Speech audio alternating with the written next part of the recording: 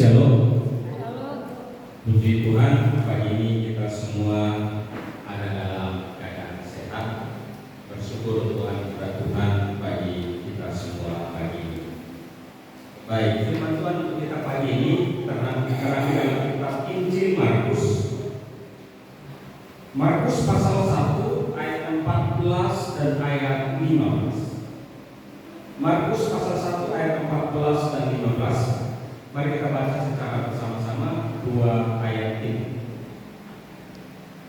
Markus pasal 1 ayat 14 dan ayat yang 15.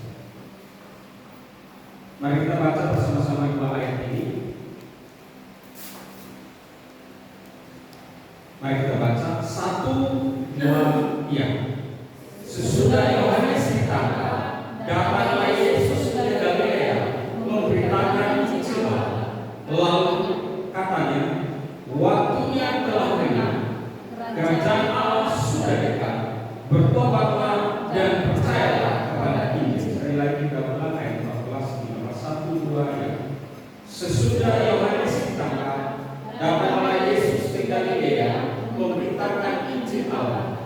Katanya, waktunya telah dekat, kerajaan Allah sudah dekat. Bertobatlah dan percayalah kepada Injil. Demikian jawab firman Tuhan untuk kita pagi hari ini. Bapak Ibu yang dikasih Tuhan, saya memberi tema di ayat yang ke-15. Bertobatlah dan percayalah kepada Injil. Bertobatlah dan percayalah kepada Injil. Bapak Ibu yang dikasih Tuhan, kalau kita lihat satu ayat ini atau dua ayat ini, maka kita akan dibawa kepada beberapa pertanyaan. Yang pertama itu, apa itu bertobat? Yang kedua, apa itu percaya? Yang ketiga, apa itu Injil? Dan apa hubungannya antara bertobat, percaya Injil, dan waktunya sudah dekat? Kalau kita lihat ayat ini, kita akan dibawa kepada pertanyaan-pertanyaan ini. Apa itu bertobat? Yang kedua, apa itu percaya? Yang ketiga, apa itu Injil? Terus tiga kata ini, apa hubungannya dengan waktunya sudah dekat? Saudara-saudara yang dikasih Tuhan, kata-kata ini sangat berkaitan satu dengan yang lain. Nah, mari kita lihat bersama-sama. Di ayat 14 di sana dikatakan, sesudah Yohanes Pembaptis ditangkap, lalu datanglah Yesus Kristus ke Galilea memberitakan akan Injil Allah. Saudara-saudara, setelah Yohanes ditangkap, Bapak Ibu masih ingat cerita siapa yang membaptis Tuhan Yesus? Yohanes Pembaptis. Setelah Yesus lahir, dia besar, dia tidak melakukan pelayanan apapun. Ia menunggu waktunya sampai ia dibaptis. Tapi setelah ia dibaptis, ia juga belum melakukan pekerjaan yang benar-benar kemudian menonjolkan dia. Ia hanya sekedar mempersiapkan akan 12 murid. Setelah Yesus dibaptis, kemudian dia memanggil 12 murid. Dan 12 murid ini diajari, dia persiapkan dengan baik. Ia tidak melayani secara terbuka. Tetapi ketika ia mendengar kabar bahwa Yohanes Pembaptis yang membaptis dirinya sudah ditangkap, maka Yesus memulai pelayanannya secara publik, secara umum kepada halayak. Dan inilah kata-kata yang pertama Yesus katakan, waktunya telah dekat, kerajaan Allah sudah dekat. Bertobatlah dan percayalah kepada Dia. Ini adalah statement yang secara umum diproklamasikan kepada dunia, kepada khalayak ramai. Kalau selama ini Yesus hanya dengan 12 murid, hanya skopnya 12 murid. Tetapi setelah Yohanes Pembaptis ditangkap, maka kali pertama Yesus mengumumkan kepada dunia, ia katakan, waktunya sudah dekat. Bertobatlah dan percayalah kepada Injil. Tuhan, ini saya mau kita untuk kita bisa paham sedikit tentang kenapa Yesus sekarang baru secara terbuka memberitakan atau mengabarkan akan Injil Kristus. Sebelumnya ia hanya dengan murid-murid. Itu sebabnya kalau kita lihat Injil Matius, Lukas, Markus sampai Yohanes, kita akan menemukan banyak cerita Yesus sedang dengan murid-muridnya, sedang ngobrol. Tiba-tiba banyak orang berdatangan. Yesus menyembuhkan, kemudian ia pergi lagi. Ia tidak mau lama-lama dengan banyak orang. Kenapa? Karena memang waktunya belum tiba. Waktunya belum benar. Ia tidak mau melakukan sesuatu yang belum waktunya. Tunggu, ada masanya, ada waktunya. Dan masanya itu adalah ketika Yohanes Pembaptis ditangkap. Inilah waktunya. Karena ketika Yohanes ditangkap, apa yang terjadi? Pemberitaan ini harus mulai tersebar. Karena Yohanes juga punya murid-murid. Bapak Ibu ingat cerita dalam Injil Matius katakan ada suara yang berseru-seru, persiapkanlah jalan bagi Tuhan, luruskanlah jalan baginya. Yohanes Pembaptis berseru di mana-mana, beri dirimu dibaptis.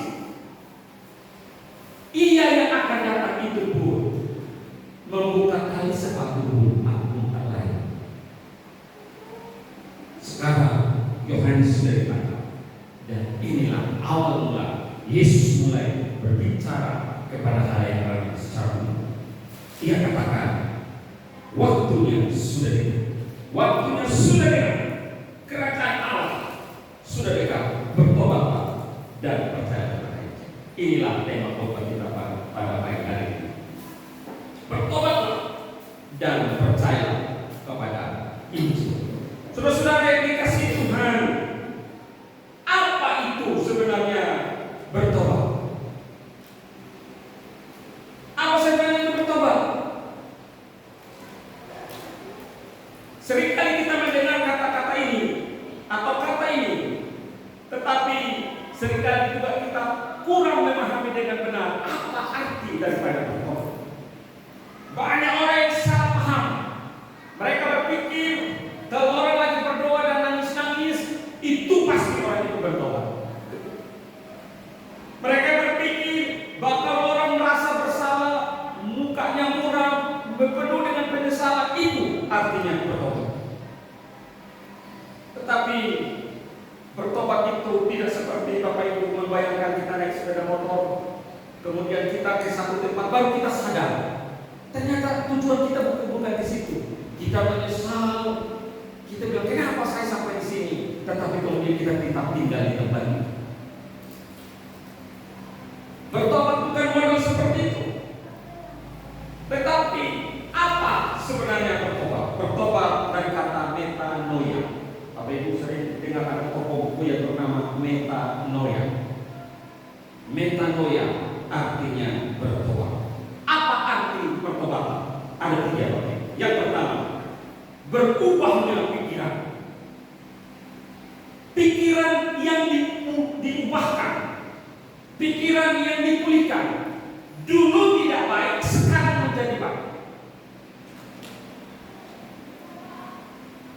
Berubah pikiran. Yang kedua, berubah arah. Seperti tadi saya katakan, kita tujuannya ke A, ternyata kita salah.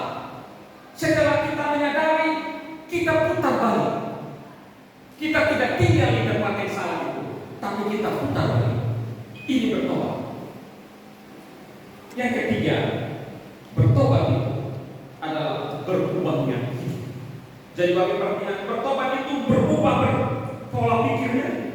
Yang kedua itu berubah arahnya. Yang ketiga adalah berubah hidup. Ini bertobat. Jadi seorang dikatakan bertobat kalau pola pikirnya, cara hidupnya itu sudah diubah. Ada perubahan yang nyata. Dulu jahat, sekarang baik. Ini bertobat. Ada pola hidup yang berubah. Ada cara hidup yang berubah. Jadi bertobat itu bukan hanya sekedar merasa bersalah, bukan sekedar menyesal, bukan sekedar takut akan hukuman, tetapi terjadinya perubahan paradigma dan Jadi kalau orang bilang, aku bertobat, tobat aku tak ulangi lagi. Tapi kalau besok itu ulangi lagi, berarti belum berubah cara berpikir. Dia tahu misalnya mabuk itu salah, judi itu salah, narkoba itu salah. Dia tahu. Setelah dilakukan dia menyesal karena sudah lakukan. Tetapi besok-besok dia lakukan lagi. Maka ini berarti tidak ada perubahan arah, tidak ada perubahan cara berpikir. Maka dikatakan orang ini bertobat hanya sebentar, pertobatan palsu. Maka Yesus katakan, ini seruan pertama dia kepada halayak ramai, kepada semua yang hadir, kepada panggung dunia. Dia katakan bertobat. Yang Yesus maksudkan adalah apa? Berubahnya cara berpikir, berubahnya arah hidup seseorang, berubahnya cara hidup daripada seseorang. Saya bicara begini pada diri kalau sendiri. Apakah cara hidup kita sudah berubah setelah kita kenal Tuhan? Apakah pola kita, pikir kita sudah berubah ketika kita kenal Tuhan, ketika kita percaya Tuhan? Apakah arah hidup kita sekarang ini benar-benar sesuai dengan Tuhan? Jadi pertobatan itu bicara tentang bagaimana perubahan total dalam pikiran, hati, dan arah hidup kita. Secara sederhana, maka pertobatan itu adalah hidup kita yang berpusat kepada Kristus.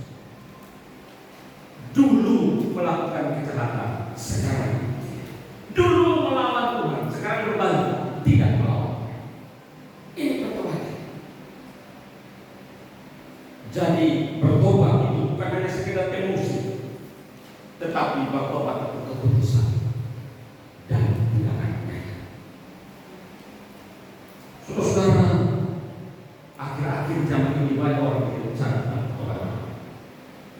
Orang sekarang bicara tentang psikologi, pahami dia, kasihani dia. Mungkin jiwanya sedang terguncang, tapi Yesus pertama kali melayani dia tidak bicara tentang jiwanya, tapi dia katakan berubahlah arah hidup.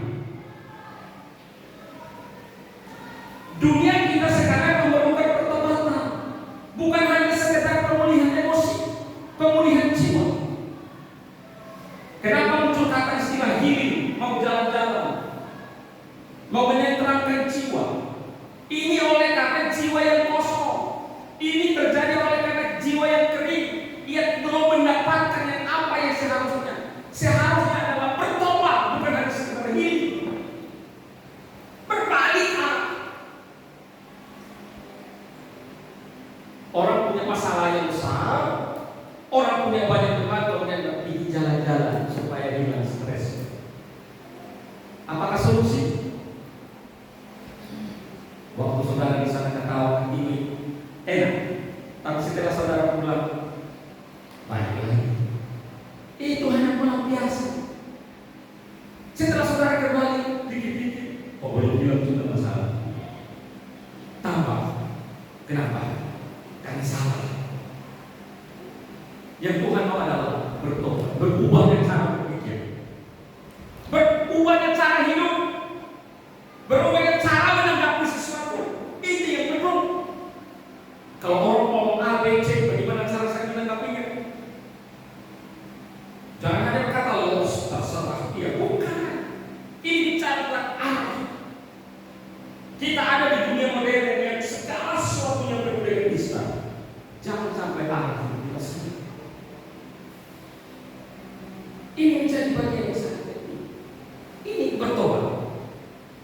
Terjadi yang perubahan pola pikir, mutar balik, berbalik arah dari yang tidak baik menjadi cara hidup yang berubah. Jadi bertobat itu keputusan dan tindakan nyata, bukan hanya sekedar emosi. Yang kedua, kata yang kedua adalah percaya. Apa itu percaya?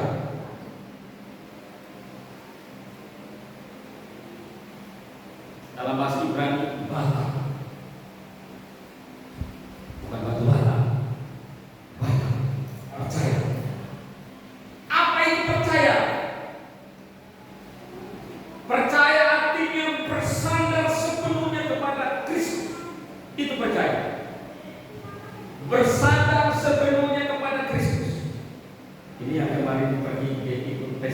Saudara waktu di bus, waktu saudara ngantuk, saudara waktu bersandar di teman yang ada di samping, waktu saudara bersandar, awal mungkin saudara sadar bersandar, lama-lama saudara ketidur, saudara nggak tahu apa-apa, tetapi yakin sekali bahwa saudara itu kuat,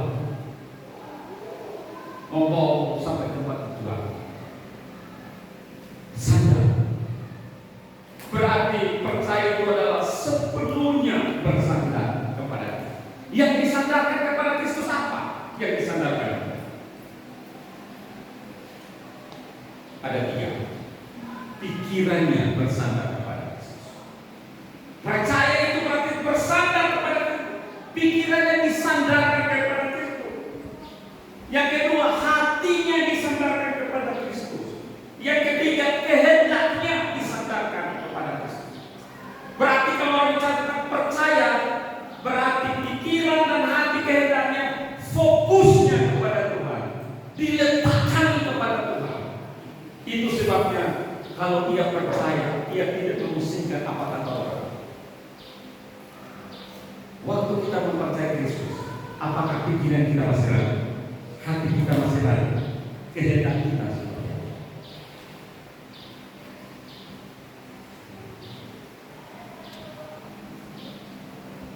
Saya beri contoh. Bapak Ibu percaya bahwa kursi ini ada tempat duduk? Bapak Ibu percaya bahwa kursi ini ada tempat duduk? Bapak Ibu tahu? Di pikiran Bapak Ibu tahu kursi ini ada tempat duduk? Betul?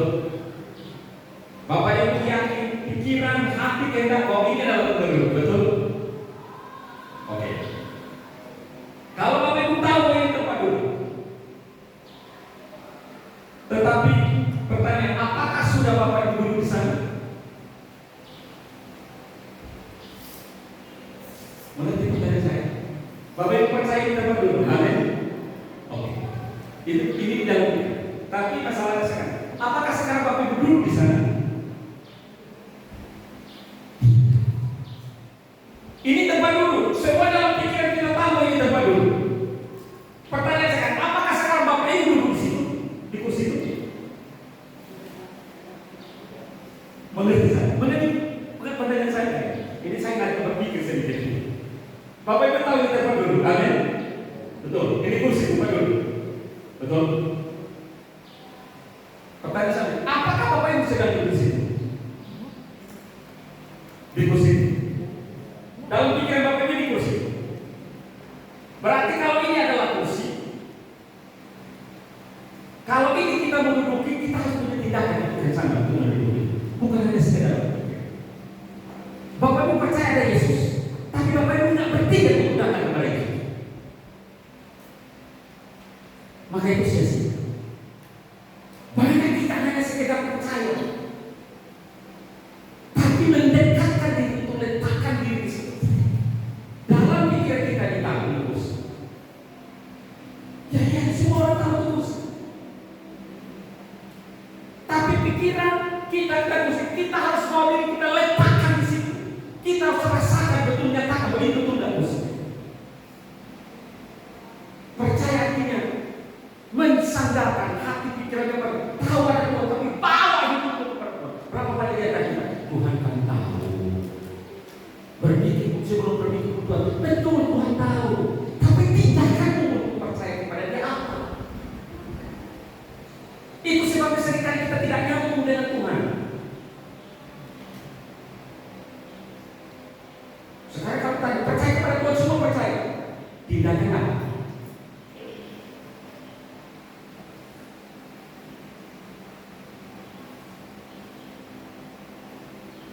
Itu sebabnya percaya itu perlu tindakan. Bukan hanya sekedar ya saya percaya, logika saya percaya. Itu sebabnya banyak orang menjadi kuat pandai semua. Ngomong teman-teman pandai semua, tapi tindakan apa? Kaya.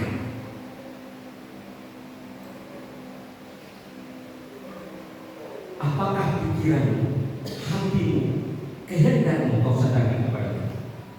Bukan hanya sekedar kau berpikir, tetapi engkau menyatakan dalam tindakan. Misalnya hari ini Bapak Ibu duduk di sini. Banyak orang di luar sana percaya pada Tuhan. Banyak orang di sana tahu ada Tuhan. Tapi apakah saat ini ia mensandarkan hatinya kepada Tuhan?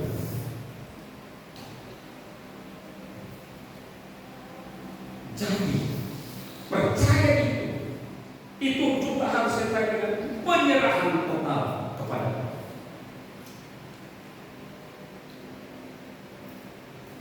Saya mengajak kita untuk mulai berpikir kritis dalam menjalani hidup ini. Kita menjalani hidup bukan hanya sekedar percaya. Itu sebabnya banyak orang tidak bisa membedakan antara percaya, bertobat, bagaimana imannya. Dia tidak bisa mendefinisikan imannya, tidak bisa menjelaskan akan imannya. Oleh karena apa? Oleh karena ya itu aku percaya.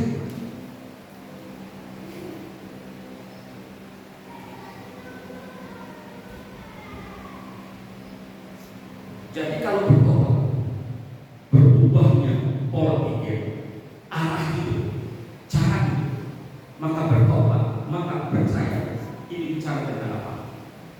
Bersandar, penyerahan total pikiran, hati dan kehendak kepada Dia. Berarti antara bertobat dan percaya ini saling berkaitan. Makanya saya katakan bertobatlah. Kemudian percaya. Percaya kepada apa? Kata yang ketiga, yaitu Injil. Apa itu Injil?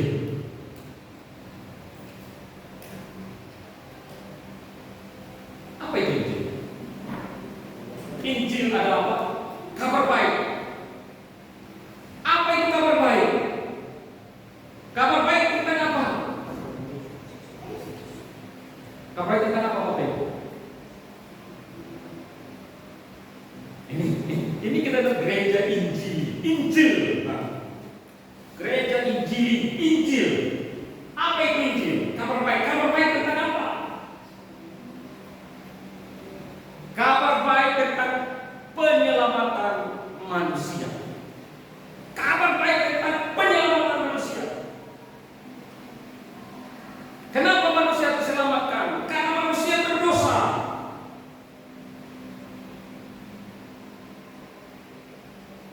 Ini pasca kita barusan rayakan. Injil adalah kabar baik. Kabar baik tentang apa? Tentang penyelamatan Allah, penyelamatan Kristus bagi manusia. Jadi kabar sukacita. Jadi dengan baik. Ini yang banyak salah dimengerti orang. Kabar orang percaya kepada Yesus selalu yang ada di pikiran kita tercukupi semuanya. Kau percaya kepada Yesus, usahamu maju. Kau percaya kepada Yesus, hidupmu diberkati. Kau percaya kepada Yesus, lancar studimu, semuanya aman. Seolah-olah tidak ada persoalan. Tetapi apa itu Injil? Untuk apa? Yesus datang. Yesus datang. Untuk apa? Menyelamatkan engkau. Jadi kabar baik adalah kabar keselamatan kita dari dosa. Yang bisnisnya lancar, yang sehat, yang lain itu bonus. Injil, kabar baik bahwa kita diselamatkan dari dosa. Itu yang harus kita ingat. Poin paling penting. Bahwa saudara dan saya sekarang ini adalah orang-orang yang diselamatkan. Itu sebabnya katakan kalau kamu masuk surga percaya Yesus. Titik. Karena Yesus yang membuat penyelamatan, Dia yang bertindak menyelamatkan kita, bukan kita yang berjuang untuk menyelamatkan diri. Maka kalau orang berjuang untuk menyelamatkan diri, pasti perjuangannya sia-sia. Yesus yang membuat penyelamatan itu, Allah yang membuat penyelamatan itu, bukan kita yang buat. Dia turun menjadi manusia, mati di atas kayu salib untuk menebus kita. Inilah berita sukacita bahwa usaha kita tidak ada nilainya. Dia yang membuat cara supaya kita selamat. Itu kabar baik. Maka jangan berbuat baik untuk selamat. Aku udah rajin gereja pasti selamat. Sia-sia. Kristus yang membuat itu kabar baik. Jadi Kristus bukan turun dari dunia supaya kemudian bisnis lancar. Tak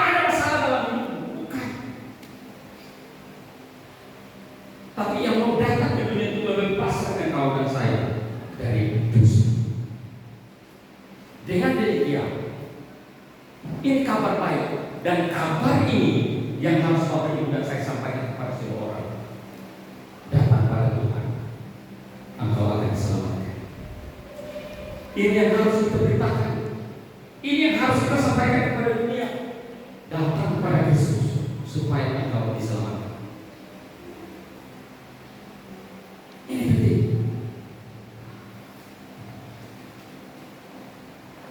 Kabar baik. Kita diselamatkan. Kita diampuni. Hubungan kita kembali dengan Allah menjadi pulih.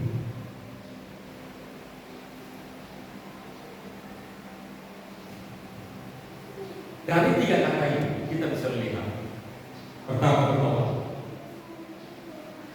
Berubahnya pola pikir, arah hidup, cara percaya, bersandar sepenuhnya kepada Tuhan, pikiran, hati, dan kehendak.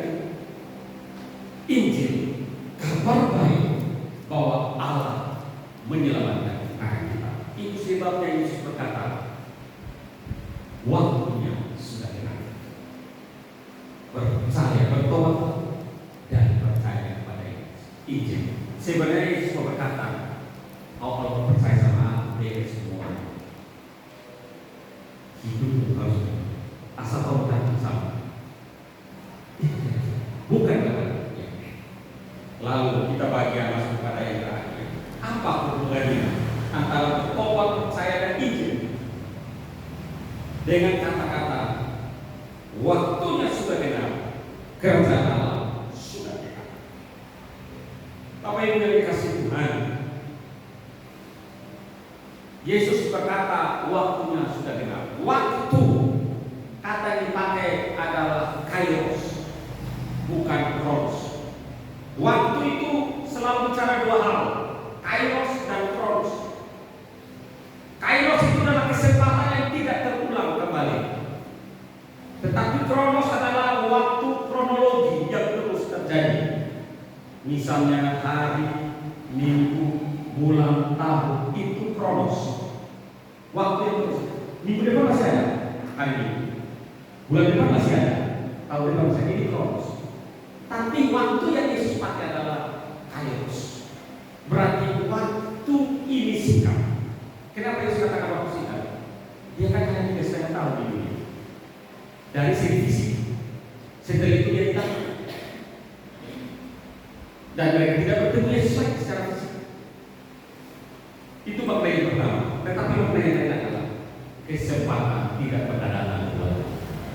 Karena itu jangan sia-siakan kesempatan. Kalau hari ini kesempatan untuk bertemu Tuhan, jangan sia-siakan. Kalau hari ini kesempatan untuk berdoa, jangan sia-siakan. Kalau hari ini kesempatan untuk beribadah, jangan sia-siakan. Karena besok belum tentu terjadi sama seperti suasana pagi. Besok bisa bertemu suasana yang belum tentu sama. Hari ini makan nasi goreng, suasananya sama. Kita berapa banyak orang? Besok kita kumpul, tempat yang sama, belum tentu sama suasana. Yesus pakai kata waktu yang dia gunakan adalah kairos. Dia katakan waktunya telah genap. Berarti kairos itu sedang ada di depan mata.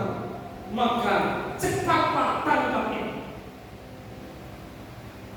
Yesus menggunakan kata kairos. Itu mengandung 3 hal. Yang pertama, bahwa janji-janji dalam perjanjian lama mulai tergerak. Yang kedua, Mesias sudah datang. Aku ini sudah datang. Sekarang berdiri datang. Dan yang ketiga, ini era baru mulai. Kita sekarang memulai babak baru di dalam pelayanan. Mulai babak baru dalam pemberitaan agama. Bapak Ibu yang dikasih Tuhan, jadi Injil hadir oleh karena waktunya sudah dekat. Bukan waktunya sudah dekat. Bagi mereka yang hari ini belum percaya kepada Yesus, hanya 2 mungkin. Waktunya belum untuk itu. Mungkin waktunya belum. Bahkan mungkin ketemu seorang yang cahaya luar biasa, tapi umurnya panjang. Waktunya belum untuk itu. Bapak Ibu hari ini sekarang percaya kepada Yesus. Waktunya sudah genap, Bapak Ibu dan saya. Tetapi jangan sia-siakan waktu itu. Jangan sia-siakan waktu itu. Oleh karena itu, apa respon kita, Bapak Ibu, ketika Tuhan berkata, Yesus berkata, waktunya sudah genap.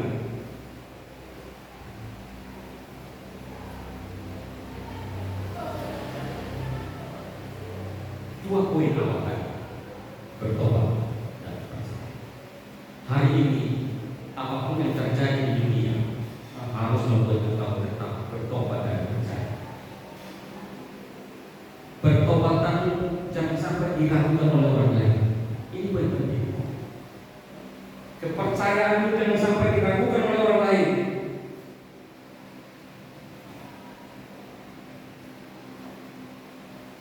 Bertobat, orang bisa melihat bahwa yang betul orang itu sudah bertobat.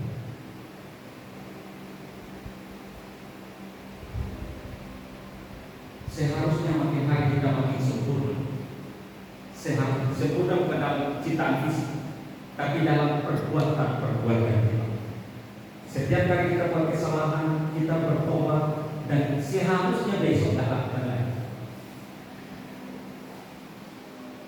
Kenapa masih ada kemalasan? Kenapa masih ada persungutan? Kenapa masih ada kelaliman di dalam diri? Oleh karena kita anggap bertobat itu hanya sebatas penyesalan. Menyesal dia berbuat dosa, tapi tidak mau bertobat. Saudara bosan nggak kalau anak saudara tiap hari minta maafkan saya, terus besok bikin lagi? Kita ingatkan, ya maafkan. Sampai berapa lama Bapak Ibu tahan karena anak Bapak Ibu yang boleh begitu?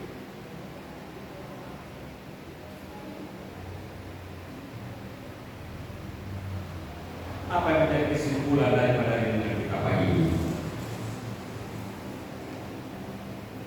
Injil adalah kabar baik tentang penyelamatan Allah. Ini penting. Saya sudah diselamatkan. Karena itu saya pasti masuk surga.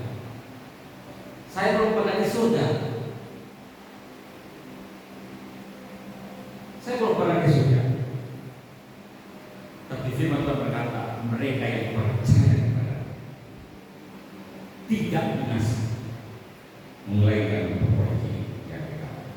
Jadi Injil adalah kabar baik bahwa saudara dan saya diselamatkan. Karena itu jangan ragu, jangan putus asa, jangan ragu dengan iman saudara. Ini harus yakinkan saudara. Yang kedua, mari bertobat, berbalik dari cara yang tidak baik menjadi baik. Ubah cara hidup kita. Dulu yang malas doa sekarang jadi rajin doa. Ini berbalik. Yang ketiga, yang terakhir, percaya, bersandar sepenuhnya kepada Tuhan. Bukan hanya sekedar percaya itu ada dalam pikiran Bapak ini, tapi nyatakan dalam tindakan nyata. Percaya. Kau percaya kepada Tuhan tapi malas doa. Kau katakan percaya kepada Tuhan tapi malas beribadah. Kau katakan percaya kepada Tuhan tapi tidak bisa mengasihi. Itu omong kosong. Jadi percaya itu harus dinyatakan di dalam. Karena itu Bapak Ibu, kerajaan Allah sudah dekat. Ini bicara tentang waktunya sudah dekat. Kerajaan Allah itu bicara juga tentang kematian.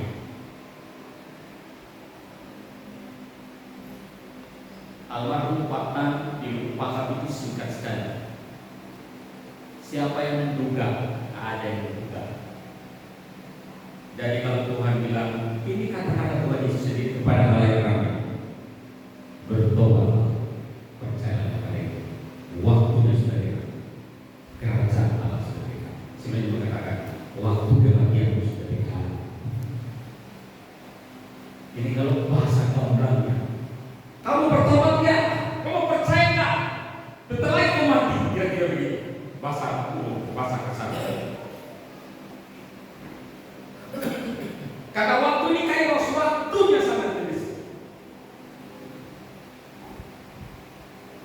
Doa saya Tuhan menolong kita, supaya kita tidak hanya sekedar menyanyi hatiku percaya. Waktu Bapak Ibu nyanyi hatiku percaya, ini percaya macam apa? Kalau lagi kita lagi sakit, kita nyanyikan hatiku percaya. Yang ada di pikiran kita supaya cepat sembuh. Betul. Hatiku percaya, selalu percaya, supaya cepat sembuh. Yang disebut itu ada dua. Sembuh di dunia atau sembuh secara total jiwa. Ya, sembuh seluruh dunia. Kalau sembuh sesungguhnya mati. Karena itu Bapak Ibu, hari ini Yesus berkata kepada Bapak Ibu dan saya, termasuk saya, bertobat, percaya kepada Yesus. Percayalah, bertobat, dan percayalah. Ini harus menjadi dasar untuk mulai mengoreksi merefleksi. Jangan hanya jiwa emosimu, jangan kau pulihkan, tak akan selesai.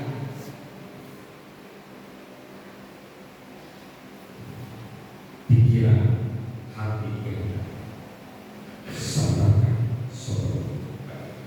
Itulah percaya, itulah beriman. Kabar baiknya, Yesus datang menyelamatkan saudara. Karena itu jangan berani percaya kepada Yesus. Amin. Ada di sini yang ragu percaya kepada Yesus. Saya ingat konsen beberapa waktu yang lalu itu ada pertanyaan, ya percaya yakin tak saudara? Bahwa saudara percaya kepada Yesus. Itu salah satu 2 atau 3 minggu yang lalu di konsen. Di kelompok kami waktu ditanya, yakin nggak kalau kau mati masuk surga? Dia bilang nggak yakin. Karena dosa masih banyak. Kok mudah sekali? Jadi, kau melakukan apa supaya kau selamat? Itu kabar baiknya. Yesus itu jadi manusia untuk menyelamatkan saudara. Biarlah berita ini terus Bapak Ibu sampaikan kepada banyak orang. Katakan kepada banyak orang, Kristus datang untuk menyelamatkan engkau. Ia datang untuk mencari engkau. Maka serahkan diri kepada Tuhan.